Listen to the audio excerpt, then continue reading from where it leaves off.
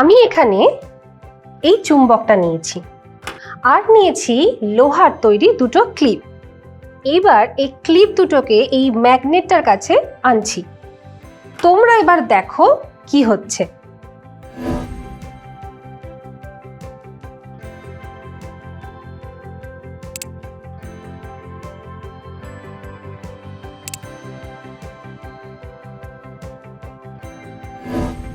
খুব সিম্পল। ম্যাগনেটটা লোহার ক্লিপ দুটোকে অ্যাট্রাক্ট করছে, মানে একটা সার্টেন ডিস্টেন্সের মধ্যে ম্যাগনেটটার একটা চৌম্বক ক্ষেত্র বা ম্যাগনেটিক ফিল্ড তৈরি হয়েছে। অর্থাৎ চুম্বকের বলরেখার ডায়াগ্রাম যদি দেখি তাহলে এটা বলতে পারি যে অসংখ্য বলরেখা নর্থ পোল থেকে বেরিয়ে সাউথ পোলের দিকে ঢুকছে। এইভাবে একটা ম্যাগনেটের চারিদিকে ফিল্ড লাইন্সগুলো সাজানো থাকে। তোমরা এরকম বলরেখা ইউ শেপড ম্যাগনেটেও দেখতে পাবে, আবার রিং ম্যাগনেটেও দেখতে পাবে। কিন্তু এখানে ভালো করে লক্ষ্য করে দেখো, সব জায়গায় কিন্তু বলরেখার সংখ্যা ঘনত্ব সেম নয়। মানে কোথাও চৌম্বক ক্ষেত্রের মান বেশি, আবার কোথাও এই চৌম্বক ক্ষেত্রের এফেক্টস খুব উইক। এমনকি বলরেখাগুলো সব জায়গায় প্যারালালও নয়, মানে প্রত্যেকটা পয়েন্টের ডিরেকশনও চেঞ্জ হচ্ছে। তাই এই ধরনের ম্যাগনেটিক ফিল্ডকে সুষম চৌম্বক ক্ষেত্র বলা যায় না। কিন্তু সলিনয়েডের ভেতরে চৌম্বক বলরেখাগুলো প্যারালাল থাকে। যদি দুটো চুম্বকের দুটো বিপরীত পোলকে কাছাকাছি আনা হয়, সেখানেও দেখতে পাবে বলরেখাগুলো প্যারালাল থাকে। অর্থাৎ এসব ক্ষেত্রে চৌম্বক ক্ষেত্রের মান ও দিক কিছুই পরিবর্তন হয় না। তাই এই সব কেসেসগুলোই হলো সুষম চৌম্বক ক্ষেত্রের উদাহরণ।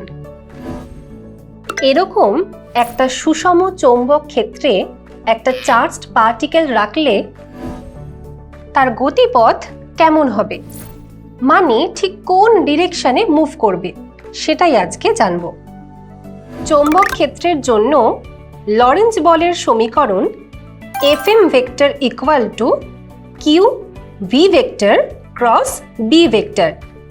এর থেকে বুঝতে পারছো চৌম্বক বল মানে Fm কণাটার বেগ v ও চৌম্বক ক্ষেত্র b এর উপর নির্ভর করছে। যেহেতু Fm v ও b এর ক্রস প্রোডাক্ট, তাই এর ডিরেকশন হবে v ও b উভয়েরই লম্ব দিকে। চৌম্বক ক্ষেত্রের অভিমুখ কোন দিকে কাজ করছে সেটা বোঝার সুবিধার জন্য ডট আর ক্রস চিহ্নটা ব্যবহার করব।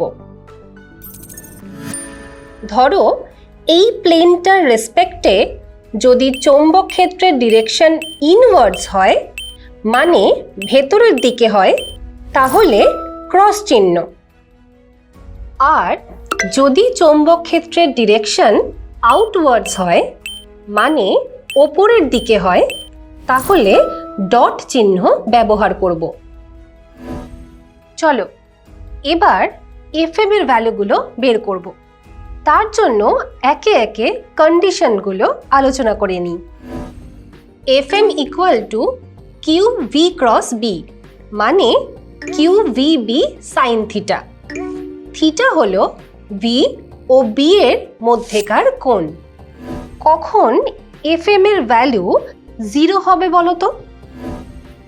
1 নম্বর, যখন কিউ ইকুয়াল টু 0, মানে যখন কোনো চার্জই থাকবে না। 2 নম্বর, যদি চার্জ রেস্টে থাকে, মানে ভি ইকুয়াল টু 0 হয়। 3 নম্বর, যদি কোনো ম্যাগনেটিক ফিল্ডই না থাকে তখন। আবার যদি থিটা ইকুয়াল টু 0 ডিগ্রি হয় বা থিটা ইকুয়াল টু 180 ডিগ্রি হয়, মানে ভি ও বি প্যারালাল থাকলে ও ভি ও বি অ্যান্টি প্যারালাল থাকলে সেক্ষেত্রেও Fm ইকুয়াল টু 0 পাবো। এর মানে গতিশীল কণাটা যে পথে মুভ করছিল সেই পথেই মুভ করবে, গতিপথের কোনো রকম চেঞ্জ হবে না। অর্থাৎ এফএম এর এফেক্টিভ ভ্যালু পাবো তখনই যখন ভি ও বি এর মধ্যে অ্যাঙ্গেল 90 ডিগ্রি হবে, তখন এফএম এর ভ্যালু হবে কিউভিবি। তোমরা তাহলে এটা বুঝতে পারলে এফএম সবসময় বি ও ভি এর লম্ব দিক বরাবর কাজ করে, তখন এর ভ্যালু হয় কিউভিবি। কিন্তু বি আর ভি এর ডিরেকশনের সঙ্গে সঙ্গে এফএম এর ডিরেকশনের চেঞ্জেসটা ঠিক কিভাবে হয় সেটা তোমাদেরকে আরেকটু ক্লিয়ার করে দিই।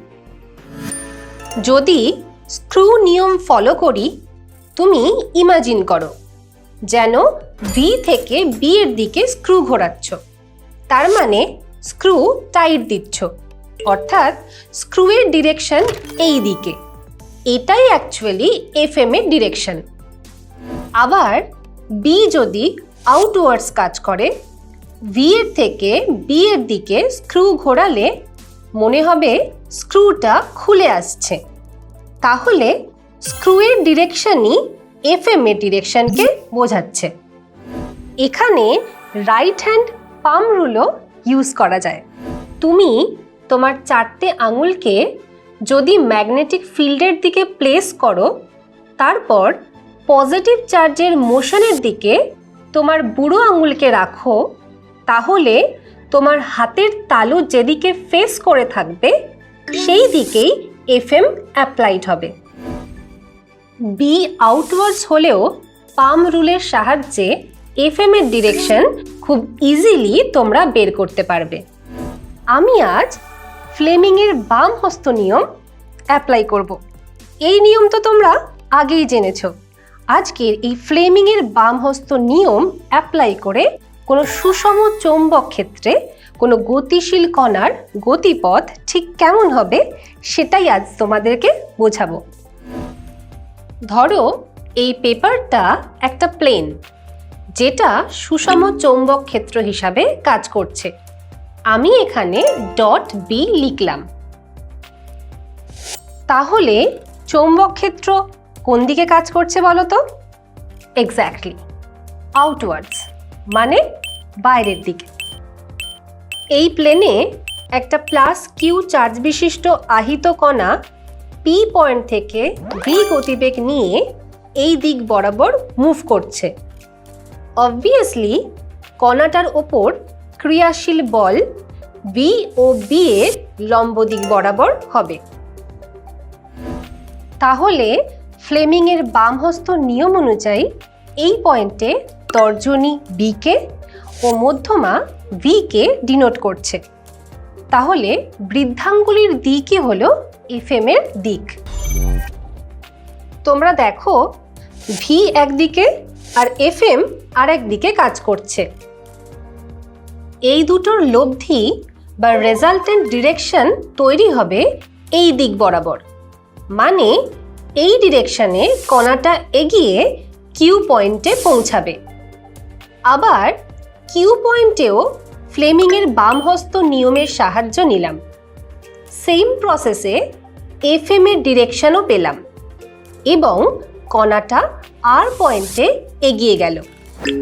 এইভাবে প্রতিটা পয়েন্টে কণাটা ঠিক কোন পথে গতিশীল হচ্ছে তা দেখতে পেলে। দেখো পয়েন্টগুলো যোগ করলে একটা সার্কেল তৈরি হচ্ছে, আর আহিত কণাটার উপর যে চৌম্বক বল কাজ করছে সেটা এই সার্কেলের সেন্টারের দিক বরাবর। অর্থাৎ কণাটা ও বিন্দুকে কেন্দ্র করে আর ব্যাসার্ধের বৃত্তে ঘুরবে। এই সমবৃত্তীয় গতির জন্য কণাটার যে বলের প্রয়োজন তা হলো অভিকেন্দ্র বল বা mv²/r। এই mv²/r এবং qvbর মান অবশ্যই সমান, না হলে কণাটা কনস্ট্যান্টলি আর ব্যাসার্ধের বৃত্তপথে ঘুরতে পারবে না। তাই এই দুটো ভ্যালু ইকুয়াল করে বৃত্তের ব্যাসার্ধ আর এর মান পেয়ে যাব। এক্ষেত্রে বলে রাখি, চৌম্বক বলের প্রভাবে গতিবেগের কিন্তু কোনো রকম পরিবর্তন হয় না, কারণ তোমরা জানো Fm is perpendicular to v, মানে এখানে চৌম্বক বল একটা কার্যহীন বল। অর্থাৎ চার্জড পার্টিকেলটা একই গতিতে একটা নির্দিষ্ট বিন্দুকে কেন্দ্র করে সমবৃত্তীয় পথে ঘুরতে থাকে। এখানে r এর মান mv বা ভরবেগের সমানুপাতিক, b এর সঙ্গে ব্যস্তানুপাতিক ও কণাটার আপেক্ষিক আধান q/m এর সঙ্গে ব্যস্তানুপাতিক। তাই ইলেকট্রন প্রোটনের সমান চার্জ বিশিষ্ট হলেও ইলেকট্রনের ভর প্রোটনের তুলনায় 1836 গুণ কম। তাই এর q/m এর ভ্যালু প্রোটনের তুলনায় অনেক বেশি। সেই জন্য ইলেকট্রন অপেক্ষাকৃত কম ব্যাসার্ধের বৃত্তপথে ঘুরতে পারে। কণাটা যে বৃত্তপথে ঘুরছে তার পরিধি 2πr।